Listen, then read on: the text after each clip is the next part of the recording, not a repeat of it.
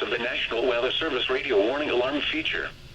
Reception of this broadcast and the warning alarm will vary at any given location.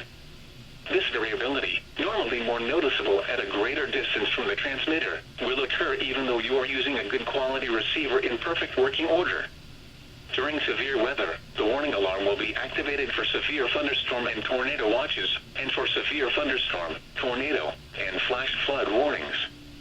The warning alarm will also be used for civil emergency messages. A test of the warning alarm feature of National Weather Service Radio is conducted at 12 noon and 7 p.m. each Wednesday, unless there is a significant risk of severe weather in the area.